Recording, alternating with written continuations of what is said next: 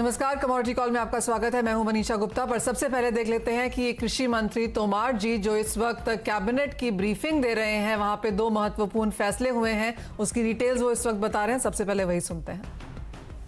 Social distancing का थोड़ा बहुत जो पालन टूटा खरीद केंद्रों पर, हम उससे बच सकते थे। तो इस समय जो फसल बची है वो फसल अच्छे दामों पर मिले बिचे, इसके लिए ऑर्डिनेंस लाना जरूरी था और इसलिए नरेंद्र मोदी जी के दृढ़ संकल्प के कारण यह संभव हो पाया है। दूसरा जो ऑर्डिनेंस है, मूल्य आश्वासन और कृषि सेवाओं के करारों के लिए किसानों का सशक्तिकरण और संरक्षण। माननीय प्रकाश जी ने आप सबके सामने संक्षिप्त में विषय रखा ही है, लेकिन प्रमुख रूप से हम सब इस बात को जानते हैं कि जो छोटा किसान है उस पर तकनीक का भी अभाव है, जानकारी का भी अभाव है और पूंजी का भी अभाव है। उसकी भूमि इस बात की इजाज़त देती है कि वो अच्छी गुणवत्ता और समृद्ध मानकों के अनुरूप अपने खेत में उत्पादन करे, लेकिन साधनों के अभाव में और उसका उत्पादन उचित मूल्य पर बेचेगा नहीं बेचेगा, इस शंका के कारण कई बार वो ऐसा नहीं कर पाता। इससे क्लाइमेट चेंज की परिस्थिति में और जल को बचाने की दृष्टि से भी एक विषय पूरे देश में चर्चा में है, फसलों का डाइवर्सिफिकेशन। वो डाइवर्सिफिकेशन भी इसलिए नहीं हो पाता कि किसान को लगता है कि मैं गेहूं के रकबे से फल पर जाऊं और मैं अगर फलों का अच्छा उत्पादन करूं, फिर मेरा फल को मार्केट कहाँ मिलेगा, और मार्केट अगर के लिए वो आश्वस्त नहीं है तो वो डाइवर्सिफिकेशन की तरफ भी जाने की हिम्मत नहीं कर पाता। और इसलिए इस ऑर्डिनेंस के माध्यम से यह सुनिश्चित हो सकेगा कि कोई भी किसान से कोई भी प्रोसीजर कांटेक्ट करेगा और वो इस बात के लिए किसानों को तैयार करेगा कि आप आसपास के 100 किसानों को तैयार करो और ये 100 किसान मिलके आलू ही पैदा करें, या ये 100 किसान मिलकर फल ही फल पैदा करें, या ये 100 किसान मिलकर इस गुणवत्ता का फलाना जिन्स पैदा करें। मैं इसको पूरा का पूरा उत्पादन होने के बाद खरीदूंगा। अगर किसान को खरीद की गारंटी मिल जाए तो किसान उत्पादन की गुणवत्ता बढ़ा सकता है, उत्पादन के मानक के अनुसार उत्पादन कर सकता है, क्योंकि उसको मूल्य की गारंटी है कि उसको अच्छा मूल्य मिलेगा। ये अभी तक नहीं हो पा रहा था और इसके कारण आज इस बात की आवश्यकता है कि किसान का रकबा कम हो, किसान की लागत कम लगे, किसान का पानी कम लगे और किसान फर्टिलाइजर का उपयोग कम से कम करे या ऑर्गेनिक की तरफ जाए। यह समय की आवश्यकता है और कम रकबे में और कम लागत में ऐसी फसल पैदा करे जिससे कि उसको उत्पादन का अधिक मूल्य मिले, जिससे कि वो अपनी समृद्धता को बढ़ा सके। यह तभी होगा जब आने वाले कल में उसको अच्छा मूल्य मिलने की गारंटी होगी। यह ऑर्डिनेंस जो है इस बात की इजाज़त किसान को देता है और इस बात की इजाज़त व्यापारी को, कंपनी को, प्रोसेसर कंपनी को और एफपीओ इत्यादि सभी संगठनों को ये देता है। इसमें मुख्य रूप से हम लोगों ने जो प्रावधान किए हैं उन प्रावधानों में किसान की संरक्षा पूरी करने की कोशिश की है। इसमें जो अनुबंध होगा वो अनुबंध के जो मॉडल हैं वो हमारी एग्रीकल्चर मिनिस्ट्री भिन्न भिन्न भाषाओं में, जितनी भाषाएं देश में हैं 20-22, उन भाषाओं में बना के राज्यों को उपलब्ध कराएगी। ऑलराइट, तो फिर ये सारी डिटेल्स हैं और जैसे कृषि मंत्री तोमर जी ने भी कहा कि 3 इंपॉर्टेंट डिसीजंस आज यहाँ पर फिर से लिए गए हैं। ये पहले ही अनाउंस हो चुका था, आज क्लियरली कैबिनेट ने उसको यहाँ पर मंजूरी दी है। सबसे बड़ा अहम है कि एसेंशियल कमोडिटीज एक्ट में अब अमेंडमेंट हो गई है और तिलहन, दलहन, प्याज, आलू जैसी जो कमोडिटीज हैं वो यहाँ पर डीरेगुलेट कर दी गई हैं स्टॉक लिमिट के हिसाब से। दूसरी बड़ी चीज है कि यहाँ पर लॉ बनाया गया है कि इंटर स्टेट सेल जो है फार्म गुड्स की वो यहाँ पर अलाउ कर दी गई है। और तीसरी बात यह कि एपीएमसीज और मंडियां यहां पर जारी रहेंगी, लेकिन किसान अब इसके बाहर भी अपना जो प्रोड्यूस है वो बेच पाएंगे, चाहे वो अपने घर से बेचें, चाहे फार्म गेट पे बेचें या कहीं किसी ट्रेडिंग एरिया में जाके बेचें। खरीदार के पास सिर्फ एक पैन कार्ड होना चाहिए और उतनी ही जरूरत यहां पर है। एक चौथी इंपॉर्टेंट चीज ये कि ई प्लेटफॉर्म्स अब यहां पर कोई भी लॉन्च कर सकता है, खाली जो सरकारी लॉज हैं इसके अंतर्गत इसे लॉन्च करना होगा और सरकार इन ई प्लेटफॉर्म्स के ऊपर नजर भी रखेगी, लेकिन कोई भी अब फार्म कमोडिटीज के लिए ई प्लेटफॉर्म लॉन्च कर पाएगा। एफपीओज की ऑफ कोर्स यहां पर मदद करने की बात भी की गई है। तो काफी कुछ यहां पर एग्रीकल्चर और किसानों के बारे में कैबिनेट ने निर्णय लिए हैं। आज सरकार ने एग्री से जुड़े जो अहम रिफॉर्म्स लिए हैं इसके बारे में अब हम यहां पर बात करेंगे। देवेंद्र शर्मा जी हमारे साथ फोन लाइन पर हैं। शर्मा जी नमस्कार। मंडे को हमने कुछ बहुत यहां पर आते हुए देखा था, लेकिन जो आज क्लैरिटी है वो क्लियरली यहां पर पॉजिटिव देखने को मिली है। कितना समय आपको लगता है कि देखने को मिलेगा इससे पहले कि हम ये सारा कुछ ऑन ग्राउंड इंप्लीमेंट होता हुआ देखें? अभी तो इसमें 2-3 साल इंप्लीमेंट होने में लगेंगे जो ये रिफॉर्म्स है, लेकिन मुझे इसमें अभी तक क्लैरिफाई नहीं हो पाई है, क्लियर नहीं हो पाई है कि किसान की इनकम कैसे बढ़ेगी। जो ये कहा जा रहा है कि एसेंशियल कमोडिटीज एक्ट जो उसमें मॉडिफिकेशन हो गई है उसके अंदर स्टॉक लिमिट हट गई है, वो तो वॉलमार्ट, सेंसबरी की, टेस्को की इंग्लैंड, यूरोप में तो बहुत सालों से उनकी स्टॉक लिमिट नहीं है, वो बड़े बिग रिटेलर है, लेकिन किसान की इनकम तो वहां नहीं बढ़ी। और उसके अलावा अगर हम देखते हैं कि वन कंट्री वन मार्केट जो है वहां भी अमेरिका इनकम में नहीं बढ़ी, यूरोप में इनकम नहीं बढ़ी। और अगर हम एपीएमसी, ये अच्छा इन्होंने सुझाव ये कदम लिया है कि एपीएमसी को बरकरार रखा जाएगा और किसान कहीं भी बेच सकता है, इसमें किसी को कोई आपत्ति नहीं होनी चाहिए। ये ठीक है, वेलकम इनिशिएटिव है, लेकिन होना ये चाहिए कि जो ई नैम है, इलेक्ट्रॉनिक की मार्केट की जो बात हो रही है, उसमें जो मॉडल प्राइस है उसके ऊपर ट्रेडिंग होती है, वो एमएसपी को जब तक निर्धारित नहीं किया जाएगा तो किसानों को उससे फायदा क्या होगा।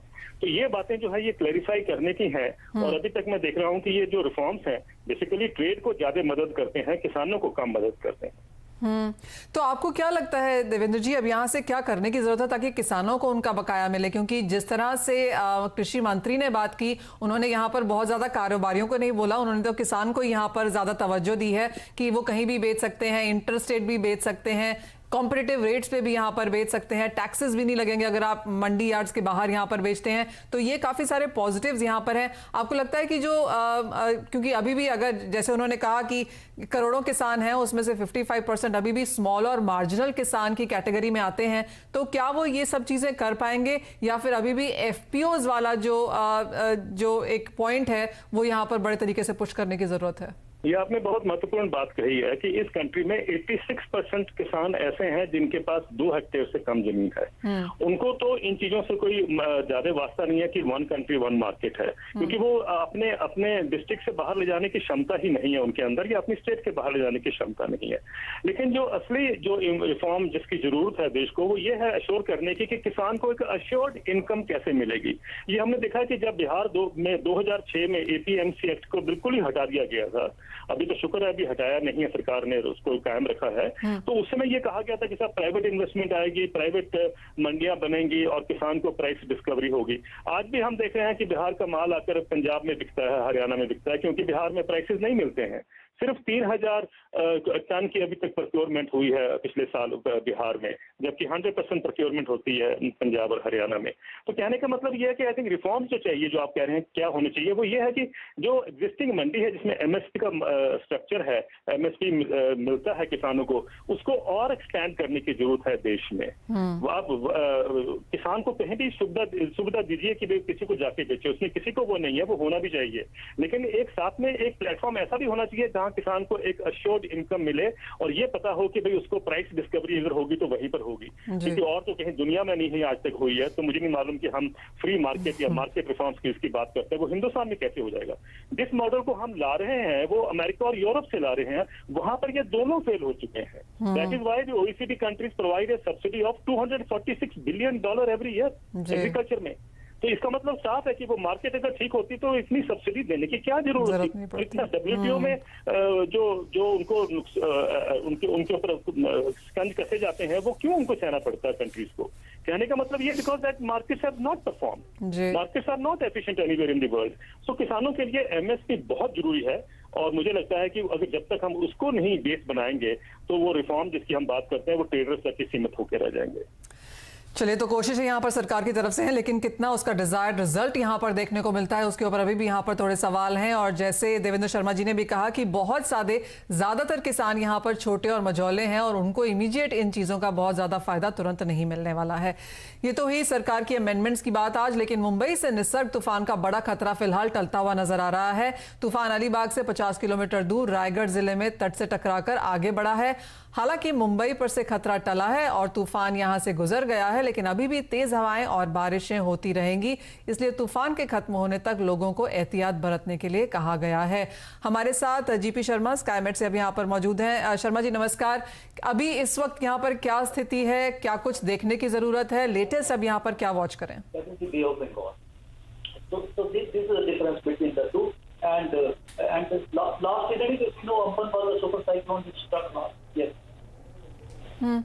मिस्टर शर्मा, क्या अब यहाँ पर मुंबई से खतरा टल गया है और कितनी बारिश अब यहाँ पर एक्सपेक्ट की जा सकती है? किस तरह का डैमेज फिलहाल हम यहाँ पर वॉच कर रहे हैं?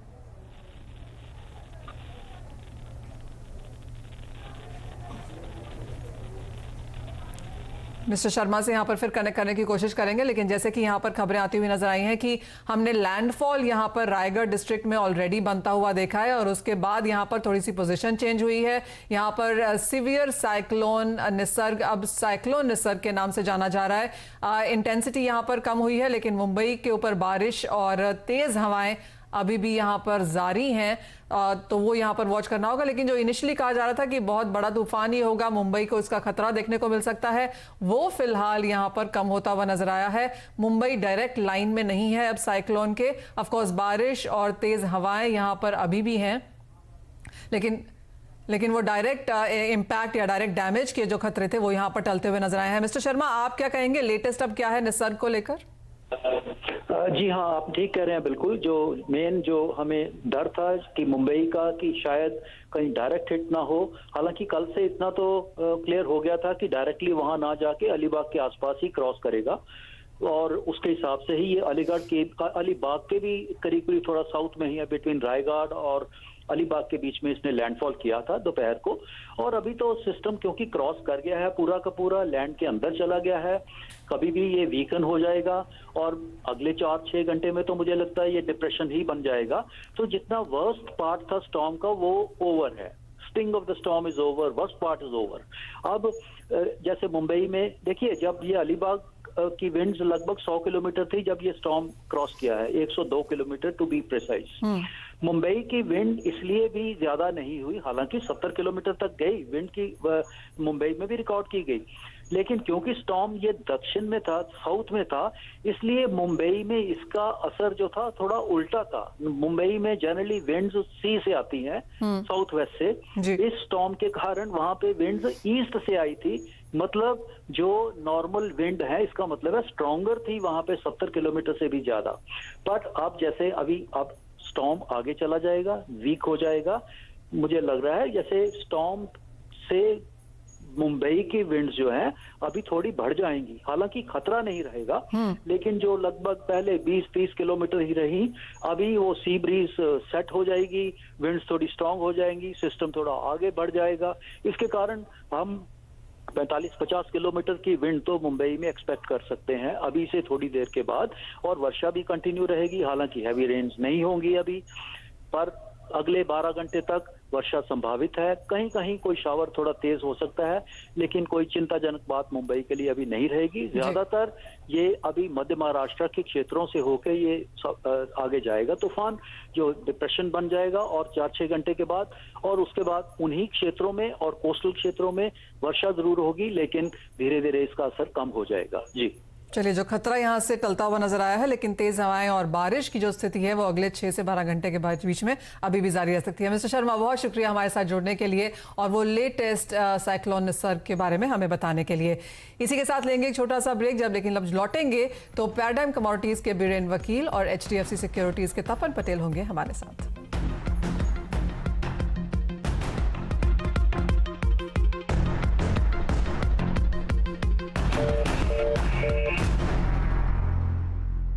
हमारे एक्सपर्ट्स हमारे साथ जुड़ चुके हैं, बीरेन वकील और तपन पटेल जी। बीरेन जी, पहले आपके पास आना चाहेंगे। एग्रीकल्चर कमोडिटीज में अब आपको आगे जाकर किस तरह के स्ट्रैटेजीज नजर आते हैं? ओवरऑल टेस्टर में थोड़ी सी बाउंस लग रही है। एक्सपोर्ट नंबर मई महीने के काफी अच्छे आए हैं। ऑलमोस्ट 54,000 का एक्सपोर्ट हुआ है, सेकंड हाईएस्ट है। तो यहाँ 360 के आसपास बाय कर सकते हैं। 320 का आसपास होना चाहिए। टारगेट 3730 रख सकते हैं। और गवार भी बाय कर सकते हैं। यहाँ 3550 के आसपास बाय करके 3500 का स्टॉप लॉस और 3730 का टारगेट रख सकते हैं। यानी कि इंडस्ट्रियल एग्रीकल्चर कमोडिटीज में यहाँ पर खरीदारी के मौके हैं। कैस्टर और गुआर दोनों में ही खरीदारी की राय यहाँ पर। तपन, आप क्या कहेंगे, नॉन एग्री स्पेस में आज कहाँ पर हैं कमाई के मौके? जी मनीषा जी, मैं आज के दिन के लिए गोल्ड में जो करेक्शन जो कंटिन्यू चल रहा है उसके साथ जाना चाहूंगा। तो गोल्ड में 1720 का जो सपोर्ट लेवल था वो ब्रेक किया है और मुझे लग रहा है यहाँ से कि प्राइस 1702 के लेवल तक जा सकती है। तो M6 के लेवल की बात करें तो 46,700 के अराउंड सेलिंग की जा सकती है। डाउन साइड टारगेट 46,200 का रहेगा। स्टॉप लॉस में 46,900 का रहेगा। मेरी दूसरी पिक रहेगी क्रूड ऑयल में। तो यहाँ पे मैं कॉन्फिडेंट ट्रेड करना चाहूंगा। जो $38 का रेजिस्टेंस लेके प्राइस में अभी जो करेक्शन का जो डाइवर्जेंस दिखा है तो वो मुझे लग रहा है ये सेलिंग सिग्नल है। तो 2780 के लेवल से क्रूड ऑयल में सेल की जा सकती है। 2880 का स्टॉप लॉस रख के डाउन साइड टारगेट 2610 का मेंटेन कर सकते हैं। तपन, आपने बिकवाली की राय यहाँ पर कच्चे तेल में दी है, लेकिन कल ओपेक और एलाइज की मीटिंग है और बाजार को लगता है कि यहाँ पर आउटपुट में जो कटौती है उस डेट को एक्सटेंशन मिल जाएगा। उसका काफी फायदा हमने यहाँ पर कच्चे तेल को पिछले कई दिनों में आते हुए देखा है। डॉलर में हल्की सी गिरावट है। काफी सारी और कंट्रीज यहाँ पर अपना इकोनॉमीज खोल रही हैं लॉकडाउन के बाद, तो डिमांड रिकवरी की बात यहाँ पर की जा रही है। आप कहेंगे ये सारे positive factors already in the price है? जी डेफिनेटली ऑलरेडी फैक्टर्ड हो चुके हैं ये सारे जो फैक्टर्स है, क्योंकि सऊदी अरेबिया ने ऑलरेडी सिग्नल दिया था कि शायद ईयर एंड तक आउटपुट कट एक्सटेंड हो सकते हैं। लेकिन रशिया एक हर्डल साबित हो सकता है ये मीटिंग के लिए। और दूसरा जो लॉकडाउन में इजीनेस आ रही है तो उसका भी सपोर्ट प्राइस को मिला था। लेकिन यहाँ से मुझे लग रहा है कि मेजर करेक्शन आ सकता है और बाद में जो अप ट्रेंड है वो कंटिन्यू हो सकता है। तो $38 का रेजिस्टेंस लेके प्राइस में यहाँ से आई थिंक $34 की डाउन साइड आ सकती है। बाद में जो बुलिश ट्रेंड है वो कंटिन्यू रह सकता है। तपन, आपसे मेटल्स के बारे में भी जानना चाहेंगे, क्योंकि यहाँ पर भी आज मुनाफा वसूली देखने को मिली है। यूएस चाइना का एक इकलौता ऐसा फैक्टर है जिसने बाजार को हल्के से प्रेशर में डाला है। जी मेटल्स में आई थिंक इन्वेस्टर्स अभी यूएस चाइना का टेंशन और यूएस में जो पब्लिक प्रोटेस्ट हो रहे हैं उसको भी ध्यान में नहीं रख रहे, क्योंकि ओवरऑल जो ऑप्टिमिज्म है इकोनॉमिक रिकवरी का उसके ऊपर इन्वेस्टर्स का फोकस ज्यादा है। तो रिस्क ऑन सेंटिमेंट के साथ इक्विटी मार्केट्स में भी बाइंग है और उसका सपोर्ट बेस इन्वेस्टर्स को मिल रहा है। तो अभी हम देखिए कॉपर, निकल, जिंक, इन तीनों में हमने बाइंग कंटिन्यू देखी है। तो मुझे लग रहा है ये ट्रेंड जो है वो कंटिन्यू रह सकता है। चाइना की तरफ से डेटा भी कन्विंसिंग आ रहा है। तो मुझे लग रहा है कि कॉपर में की अगर बात करें तो 427 का जो लेवल है वो एक रेजिस्टेंस साबित हो सकता है और वहां तक प्राइस में जा सकते हैं। बीरेन जी, एग्रीकल्चर की जहां तक बात की जाए, आपने अपनी यहाँ पर टॉप कॉल्स तो दी ही हैं, लेकिन एज अ सेक्टर यहाँ पर काफी कुछ देखने को मिला है। मंडे को और आज भी जिस तरह से कैबिनेट की बैठक में हमने काफी सारे ऑर्डिनेंसेस यहाँ पर आते हुए देखे हैं। मॉनसून बेहतर रहने की उम्मीद है। धीरे धीरे बाजार भी खुल रहे हैं। आपको क्या लगता है कितना फर्क पड़ेगा जो सरकार की तरफ से नए रिफॉर्म्स या लॉज यहाँ पर इंट्रोड्यूस हुए हैं? रूरल क्रेडिट को जो थोड़ा बूस्ट मिल रहा है पिछले कुछ दिनों के जो एकोमोडेटिव मेजर से, और तो रूरल क्रेडिट में थोड़ी बढ़ोतरी होगी तो थोड़ी डिमांड साइड पुश मिलेगा। और थोड़ा पेंट अप डिमांड जो लॉकडाउन के हिसाब से क्रिएट हुई थी और अब अनलॉकडाउन शुरू हुआ है, तो स्पेशली जना ऑयल सीड जो खाने की जो चीजें है, फिर एडिबल ऑयल, इसमें थोड़ा अपसाइड रनअप दिख रहा है मुझे। और गवार में भी जो मानसून का फैक्टर नॉर्मली होता है वो अब डिस्काउंट हो जाएगा, यानी अच्छा मानसून को market usually bear side react करने के बदले बुल साइड रिएक्ट करेगा और उसको थोड़ा क्रूड का भी सपोर्ट मिल रहा है। Rising crude prices will also be supported for गवार और वहाँ इन्वेंट्री भी काफी कम है। तो बीरेन जी, आपको लगता है कि काफी सारे सेक्टर्स में यहाँ पर आगे जाके बढ़त देखने को मिल सकती है, एक मांग यहाँ पर पेंटअप निकल के आएगी, लेकिन with in this sector also कहाँ पर बेहतर तेजी की उम्मीद है? और अगर हम परसेंटेज टर्म्स में यहाँ पर बात करें तो आपको कहाँ लगता है कौन सा सेक्टर यहाँ पर बेहतर आउट परफॉर्म कर सकता है? बेसिकली कॉटन केक जिसको कहेंगे, तो उसमें सप्लाई काफी टाइट है, क्योंकि कॉटन सीड का प्राइवेट माल है नहीं, जो भी माल है वो सीसीआई के पास है और वो रुक रुक के माल बेच रहा है। तो यहाँ थोड़ी डिमांड सप्लाई में मिसमैच हो रही है, तो यहाँ काफी रनअप आ सकता है कॉटन केक में स्पेशली। और अच्छे किस्म का जो केक है उसमें डिसेंट रनअप फिजिकल साइड में आएगा जो फ्यूचर्स को भी सपोर्ट करे। जाते जाते तपन आपसे एक फाइनल व्यू लेना चाहेंगे रुपए पे, जहां पर आज भी हमने बढ़त के साथ कारोबार होते हुए देखा है। करीबन एक महीने के हाईज पर यहां पर रुपया कारोबार कर रहा है, मेजरली बिकॉज डॉलर में गिरावट है और उसका स्ट्रेट फायदा हमने बाकी करेंसीज में आता हुआ देखा है। आगे जाके क्या आउटलुक है? जी मनीषा जी, जो लॉकडाउन में जो लिफ्ट अप हुआ है, जो अनलॉक वन जो फेज बोल रहे हैं लॉकडाउन का, तो उसका सपोर्ट रुपये को मिल रहा है और नियरली 1 मंथ हाई के लेवल पे चल रहा है। तो मुझे लग रहा है ये कंटिन्यू हो सकता है। 75 का जो सपोर्ट रेंज है वो काफी इंपॉर्टेंट, अगर वो ब्रेक किया तो डेफिनेटली प्राइस 74-40 तक जा सकते हैं। तो मुझे लग रहा है आगे जाके ये सपोर्ट ध्यान रखना बहुत जरूरी है, अगर वो ब्रेक हुआ तो रुपये में और नए हाई हम देख सकते हैं। चलिए, यानी कि कच्चे तेल में कुछ मुनाफा वसूली की एक्सपेक्टेशन है, उसके अलावा एग्रीकल्चर कमोडिटीज, मेटल्स, चाहे रुपया हो, यहाँ पर हमने कुछ बहुत एप्रिसिएशन इन सेक्टर्स में आगे बनता हुआ देखा है। तपन जी, बीरेन जी, बहुत शुक्रिया हमारे साथ समय निकालने के लिए। लेकिन इस वक्त कमोडिटी अब कॉल में आज लेंगे आपसे इजाजत, लेकिन आप देखते रहिए CNBC आवाज़।